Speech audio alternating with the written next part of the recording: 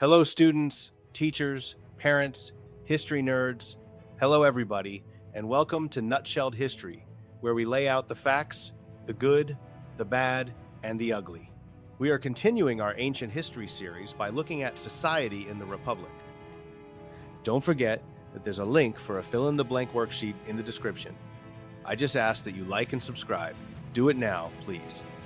I apologize for any mispronunciations ahead of time. I do my best. Now let's roll. Like other ancient societies, Rome was divided by gender and class. Men and women had their own social roles. The lives of wealthy Romans were very different from the lives of poor Romans and slaves. Roman men and women. Rome was a patriarchal society. This means that men ruled their families and that people traced their origins through male ancestors. The most important role of a Roman woman was to bear children and raise them to follow traditions. However, Roman women could own personal property. They could also take an active role in social life, participate in religious rituals, make wills, divorce their husbands, and even influence public decisions through their husbands and sons. How did the rich and poor live? Most Romans were poor free people or people who were enslaved. Only a tiny minority of Romans were wealthy.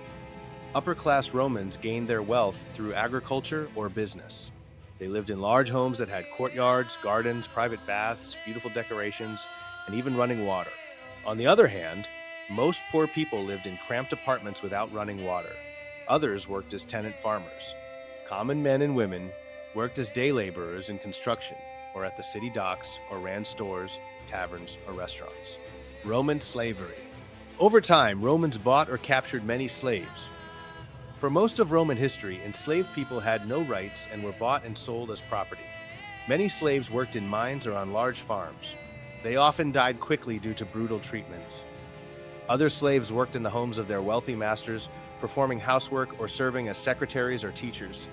Enslaved people who served loyally could be freed as a reward. Slaves could also save up to buy their freedom. Roman religion. Rome had an established religion, an official religion supported by a government. Religion was an important part of everyday life in ancient Rome. Romans worshipped hundreds of gods, many of which originally came from the Greeks and the Etruscans. They believed that if they kept their gods happy, the gods would give them what they asked for.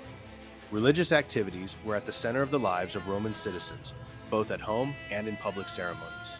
The Romans also believed that maintaining good relations with the gods was part of the government's job. Now, it's my job to recap. Ancient Rome was a society firmly divided by gender and class, with men officially in charge and everyone else expected to nod and keep the empire running. It was a patriarchal system, where men ruled their families, and family history followed the male line, while women were expected to raise children and guard traditions. Yet Roman women still managed to own property, attend parties, join religious rituals, write wills, get divorced, and quietly influence politics through their husbands and sons, which was basically power but disguised so no one panicked. Money decided almost everything, since a tiny group of wealthy Romans lounged in massive homes with gardens, private baths, decorations, and running water, while most people crowded into apartment buildings without plumbing, worked long days as laborers, shopkeepers, dock workers, or tenant farmers, and hoped the stairs did not collapse. Slavery was widespread and brutal, with many enslaved people sent to mines or farms where life was short, while others worked in wealthy households as servants, teachers, or secretaries. And if they were lucky and loyal enough, they might earn or buy their freedom. Religion wrapped around daily life like a toga, since Romans worshipped hundreds of gods borrowed from Greek and Etruscan neighbors, believed good behavior would earn divine rewards, and treated pleasing the gods as both a personal duty and a government job, which meant even the gods had high expectations and regular paperwork. There you have it, folks. That is society in the Republic. Thanks for stopping by Nutshelled History. Don't forget to smash the like and subscribe buttons for me. Yeah, help me expand this channel. Okay, I'll see y'all next time on Nutshelled History.